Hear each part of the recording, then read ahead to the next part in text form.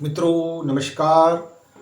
आप हैं बसंत गुरु जी के साथ लाइफ लेसन में आपका स्वागत। मित्रों, जीवन में हम यह देखते हैं कि अपने को बेहतर बनाने के लिए हम कई बार कोशिश करते हैं और फिर वही पुराने ढर्रे पे हम चले जाते हैं, जिस ढर्रे से हम ऊब करके कठिनाइयों में पड़ करके जीवन को दुखित करके पीड़ित करके हम वहाँ से लौट करके नए जीवन की ओर आना चाहते तो है, पर उस जीवन को छोड़ना नहीं चाहते। अब देखिए समस्या क्या है। आप अपनी लाइफ का बेहतरी भी चाहते हो, आप लाइफ में खुशी भी चाहते हो, आप लाइफ में हंसी भी चाहते हो, आप लाइफ में आनंद भी चाहते हो, आपका पूरा हैप्पीनेस चाहते हो।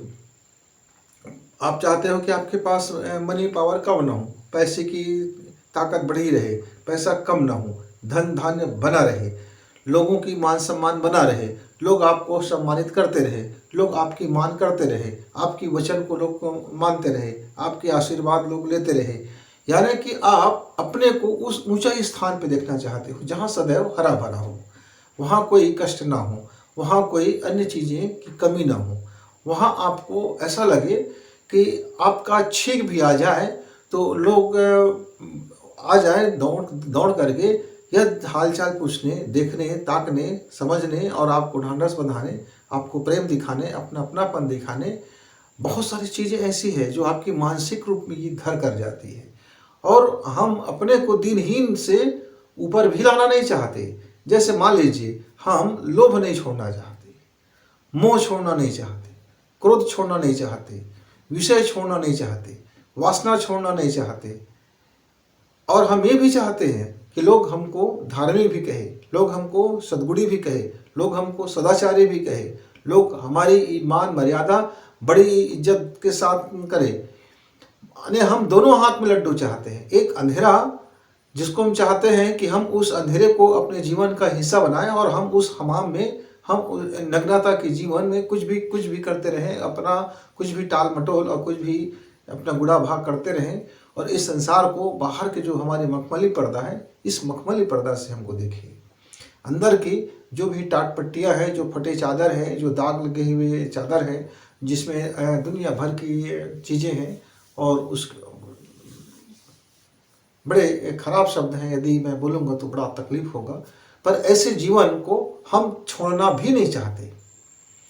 हम चाहते हैं कि हम उसमें पड़े रहें, सड़ते रहें, गलते रहें, उस बदबूदार माहौल में खुशी भी चाहते हैं और उसके बाद पूरी दुनिया के सामने हम बड़े साफ़ सुथरा और बड़े क्लीन और एकदम शानदार आदमी और कोट पैंट लगा हुआ सेंटेड आदमी, मान सम्मान से भी, धन से भी, मुस्कुराहट से भी और हाव भाव से, सारे चीज़ों से फिनिश्ड होकर के एकदम स्मार्ट मैन और एक आज का एकदम आधुनिक मानव, मॉडर्न दिमाग रखते नहीं हैं, केवल दिखने की कोशिश करते हैं।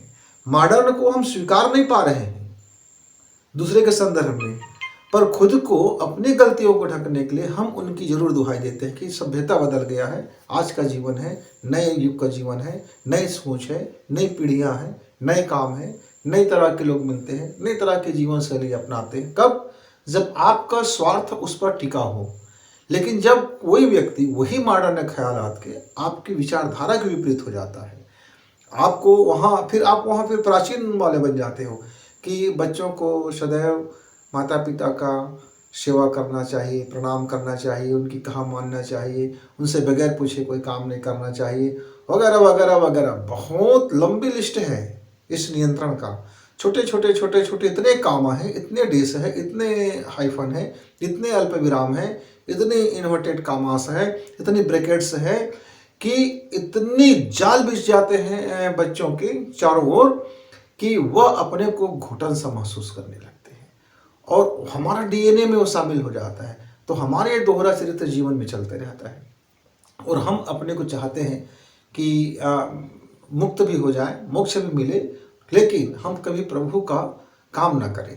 हम उसका नाम गाहे बगाहे ले लें, कभी कभी कुछ दिखाने के लिए भी कर लें, कभी कभी कुछ ऐसा आयोजन भी कर लें, कुछ प्रयोजन कर लें, थोड़ी सी दिखा दें लोगों को, और भीतर से कोई धर्म को ना माने, भीतर से हमारा कोई कर्म धर्म से अनुरूप ना हो, भीतर का हमारा सदा आचरण बिल्कुल बाहर के लिए लेबल चिपका हुआ हो, ऐसे बाहर वॉलपेपर जैसे लगा हो, दीवार जितना भी खराब क्यों ना हो, दीवार में कितना भी घटिया काम क्यों ना हुआ हो, बस वॉलपेपर जैसे एक शानदार लग जाए कि हम सदाचारी हैं, हम बड़ा धार्मिक हैं, हम गुणी हैं, हम लोगों के ख्याल रखते हैं, हम करुणामयी हैं, हम ममतामयी हैं, हम वो सब कुछ है जो एक महान व्यक्ति में चाहिए। लेकिन भीतर भीतर तो जरा झांकिए, भीतर जस्ट उसके विपरीत है। तो ये जो विचार का दोहरापन है, ये जो थॉट का जो दोहरापन है, ये जो अंदर में और बाहर में जो हम अलग अलग जीवन जीते रहते हैं मित्रों, ये हमें बेहतर करने नहीं देता। लेकिन यदि आप अपने को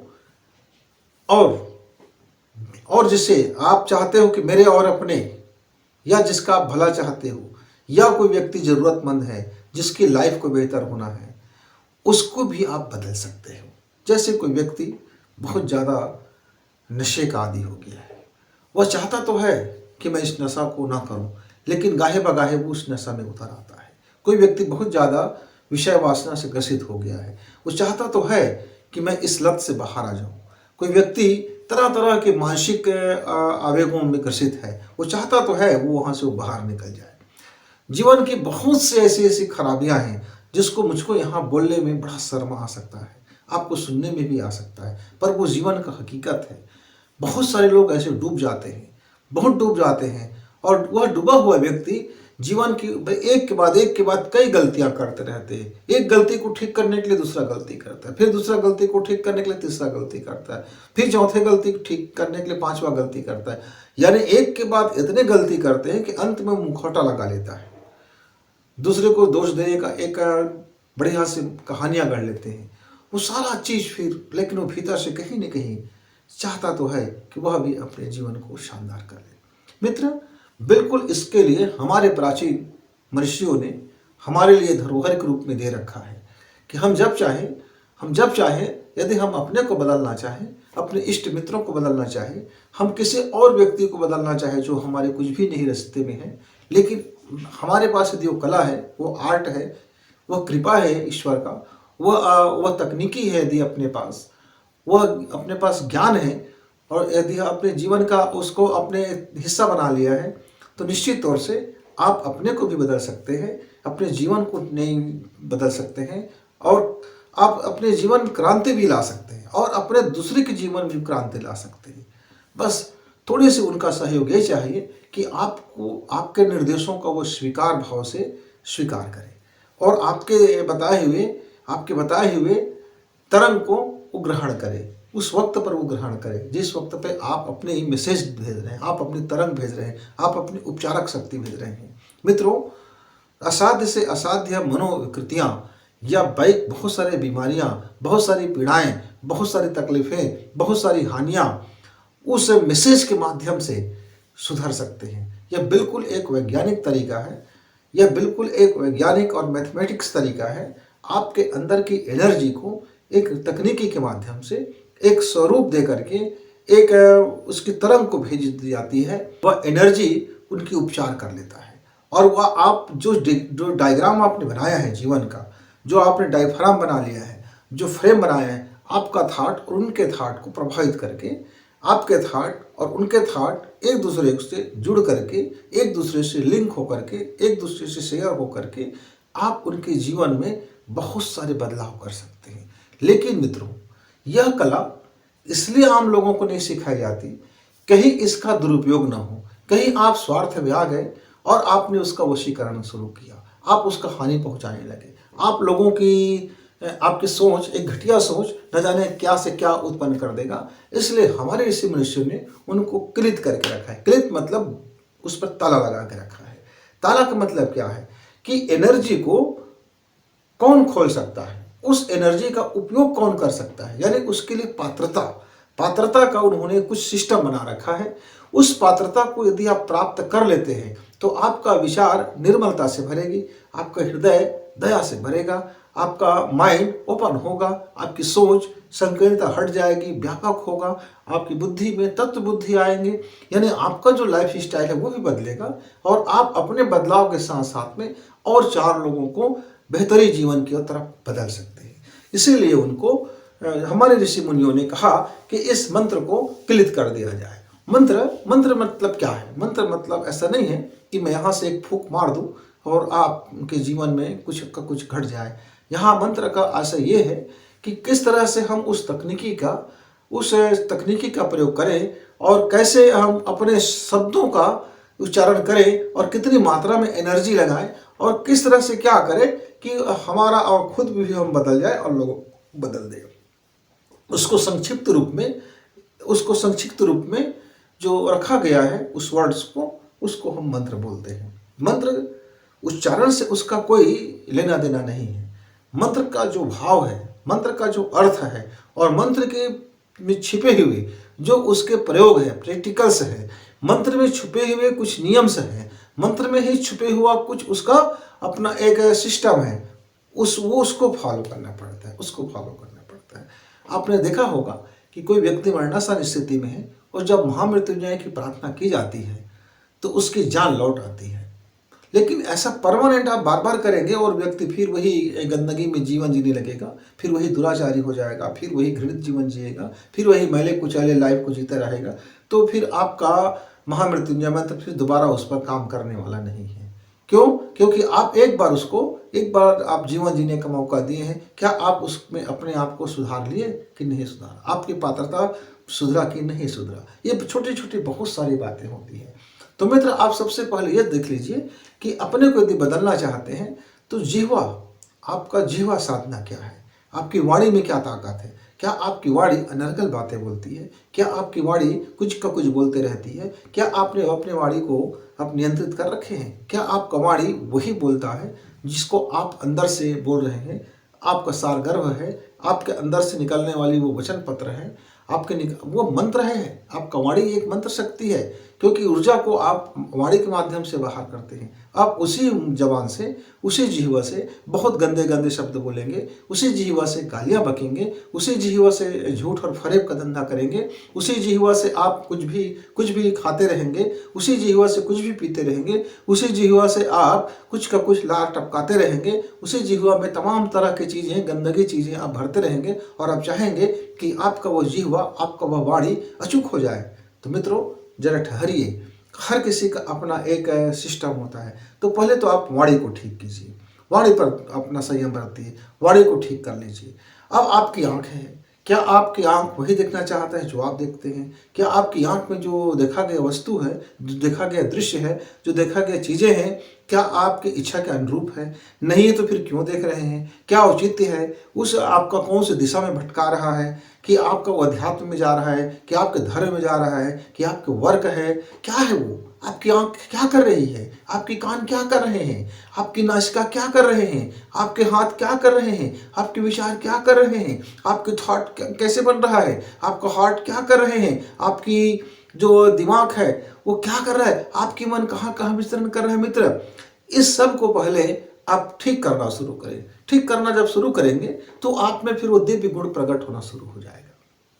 दिव्यता से फिर आप भरेंगे और दिव्यता से भरने के बाद आप जिस चीज का अपने अवचेतन मन में, जो अवचेतन मन से आप बातें करेंगे, तो आप अपने सूक्ष्म शरीर से, आप अपने सूक्ष्म मन से, आप अपने सूक्ष्म दिमाग से उस तकनीकी को इस्तेमाल करके आप दूसरे को भी बदल सकते हैं, खुद को भी बदल सकते हैं। लेकिन यदि किसी का कर्म फल को आप बदलने की कोशिश करेंगे तो फिर इसका कीमत आपको चुकाना पड़ेगा, क्योंकि कर्म फल को बदलने का मतलब ही है कि आपने प्रकृति को चुनौती दिया है।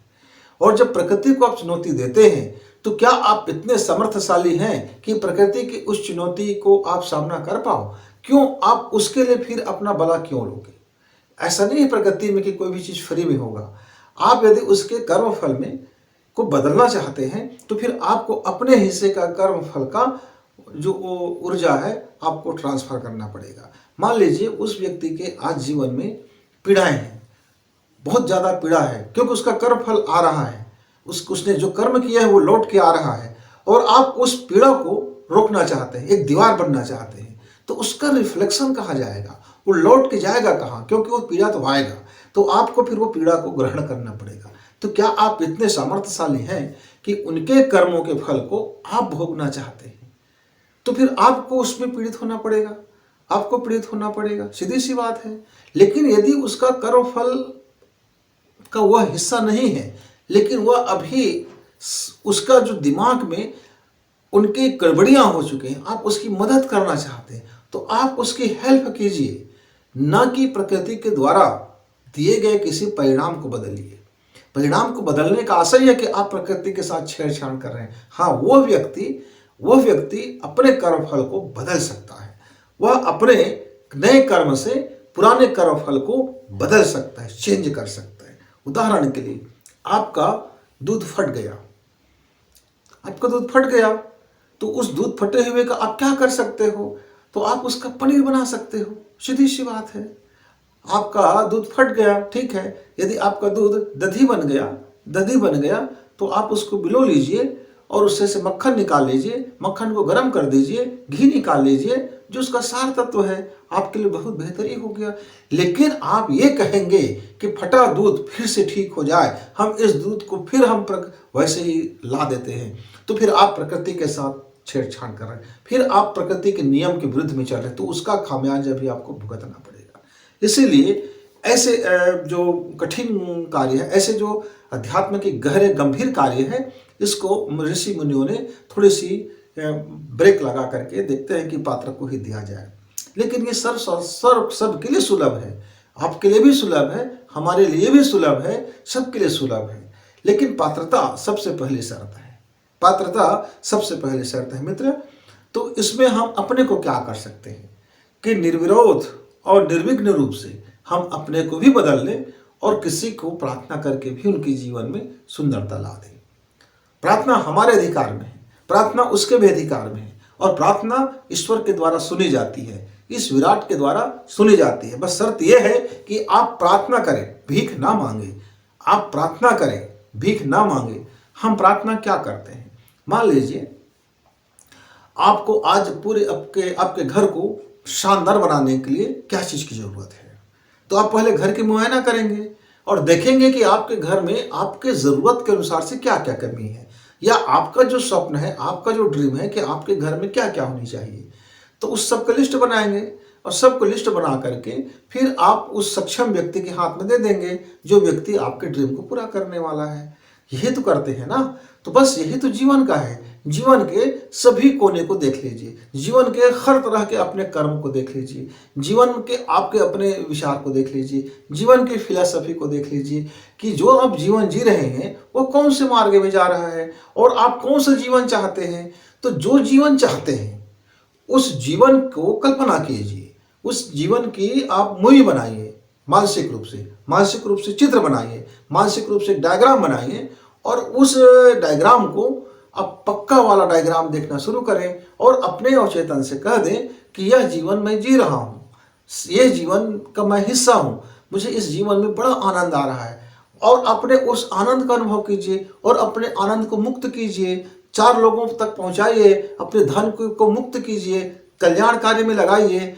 ऐसा आप भाव करके जब आप कल्पना करेंगे, सुबह, दोपहर और शाम को एक नियत समय बना लीजिए, आधा घंटा, पौन घंटा, 1 घंटा का, और आराम से बैठ जाएं, आराम कुर्सी में बैठ जाएं, लेट जाएं, जहां आप एक शांत चित्त बन जाएं, और उस डायग्राम को जो आप जीवन चाहते हैं, एक निश्चित डायग्राम बना करके आप उसको रोज कल्पना करने का कार्य करें और उसको प्रेजेंट में देखें। मान लीजिए आज से आप 10 साल की जो कोई चीज़ चाह रहे हैं, तो मुझको ऐसा चाहिए, मैं ऐसा हूँ, मुझको ऐसा मिलेगा, मैं तकलीफ, ऐसा कुछ बोलना नहीं है, उसका अनुभव करें। मान लीजिए आपको बहुत खुश होना है, बहुत खुशी आप चाहते हैं कि मैं गदगद खुश रहूं, मैं मुस्कुराऊं, मेरा चेहरा खिलता हुआ रहे, मेरी बड़ी अंदर से हंसी फूटती रहे।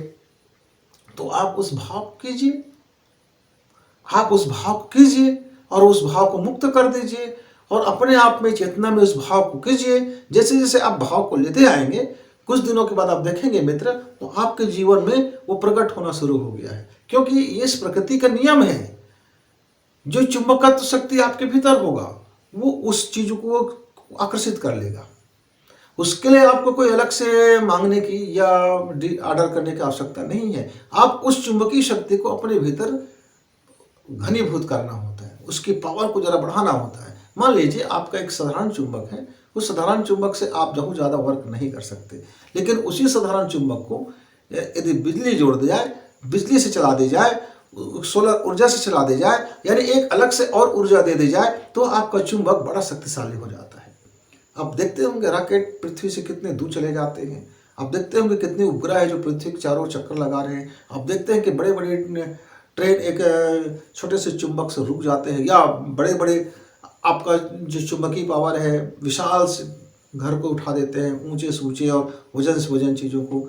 और आप देखते हैं कि चुंबकीय पावर से गहराई में 500 मीटर का धरती के नीचे से पानी को ऊपर तक उछाल देता है। आप देखते हैं उस चुंबकीय शक्ति का प्रभाव है कि एक स्पीकर अपना धुन सुनाता है और आप नाचने लगते हैं। एक चुंबकीय शक्ति जो आपके हाथ में मोबाइल रूप में है, अलग अलग चालक है, कोई अर्धचालक है, अलग अलग एक अलग विषय है, लेकिन है तो सब वही। उसके अंदर में कितनी मात्रा में किस तरह की चुंबकीय शक्ति का, किस तरह से डायफ्राम में, किस तरह से वर्क में हमको लेना, यह स्पष्टता होनी चाहिए।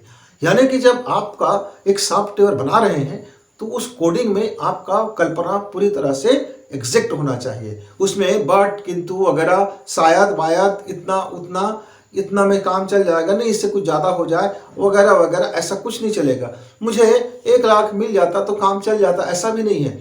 आपको एग्जैक्ट क्या 1 लाख की ज़रूरत है तो 1 लाख की कल्पना कीजिए, डूबिए उस पर, देखिए कल्पना में कि आपको 1 लाख मिल चुका है, कहाँ से मिल चुका है उसकी भी कल्पना कर लीजिए, कैसे मिल चुका उसका भी कल्पना कर लीजिए, आप इसका क्या उपयोग कर रहे हैं इसका भी कल्पना कर लीजिए। इस तरह से एक पूरा सर्किट बना लीजिए। जब ये सर्किट पूरी तरह से बन जाता है तो आपके सामने वो प्रकट होने लगता है। मित्रों, इसी तरह से सेहत का है, स्वास्थ्य का है, यह एक फार्मूला है। इस मैथ्स पर आप उसको फिट कीजिए, उस फार्मूला पर अपने उस डायग्राम को फिट कर लीजिए, आवश्यकताओं को फिट कर लीजिए और उसको अनुभव में उतार लीजिए, मानसिक चेतना में उतार लीजिए, मानसिक डायग्राम बना लीजिए और मानसिक मूवी में आप उसको इत्मीनान से, शुद्ध चेतना से, शुद्ध मन से, आप शुद्ध भाव से देखते रहिए। आप जिसके बारे में जो प्रार्थना करेंगे वह व्यक्ति को वह प्रार्थना फलित हो जाएगा। क्यों? क्योंकि यहाँ से एक चुंबकीय एनर्जी आपका निकलेगा और वह तरंग उसको प्रभावित कर देगा। आप ये समझ लीजिए, आप मोबाइल में आपको जब कोई सिग्नल मिलता है तो आपकी मोबाइल काम करता है, जब सिग्नल नहीं मिलता है तो काम नहीं करता है। इसी तरह से एनर्जी है, ऊर्जा है, विद्युत है, सारे चीज़ें हैं, आपको बताने की आवश्यकता नहीं है। तो जो नहीं भी दिखाई देता वो और ज़्यादा पावरफुल होता है। जितना ज़्यादा सूक्ष्म होता है वो उतना ज़्यादा ही पावरफुल होता है मित्र। इसलिए यह तरंग विज्ञान है, यह एक प्रकाश का विज्ञान है, यह एक ऊर्जा का विज्ञान है। शुद्ध रूप से हम अपनी ऊर्जा को परिवर्तित करते हैं। जो हमारी खराब ऊर्जा है यदि हम उसको बेहतरीन काम में लगा दिया तो अब यह ऊर्जा का गुण बदल गया। ऊर्जा का गुण बदलते ही, उसकी क्वालिटी बदलते ही उसकी कार्य प्रणाली बदल गया। तो ये बदलते कहाँ से? थॉट से बदलते हैं, विचार से। आपका विचार, आपका पहला शुद्धिकरण आपके विचार का होगा। सबसे पहले आप अपने विचार का शुद्धिकरण कीजिए, अपने आचरण का शुद्धिकरण कीजिए, अपने जिह्वा का शुद्धिकरण कीजिए, अपने आई का शुद्धिकरण कीजिए, अपने नोज का शुद्धिकरण कीजिए, अपने ईयर का शुद्धिकरण कीजिए, अपनी ब्रेन का शुद्धिकरण कीजिए।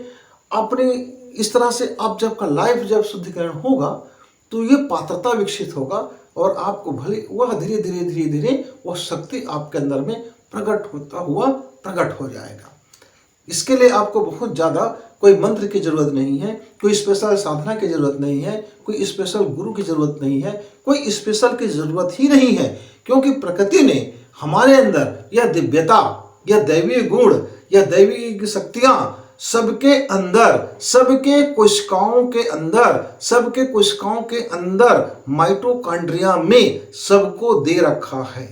यह शक्ति हर प्रत्येक व्यक्ति को उसके मूलाधार चक्र में और उसके आज्ञा चक्र से लेकर के सातों जो चक्र आप कहते हैं वो ऊर्जा का अलग अलग स्टॉपेज है, उस सब को दे रखा है और बस उसको पात्रता विकसित करना है और उसकी चुंबकीय शक्ति को वृद्धि करना है।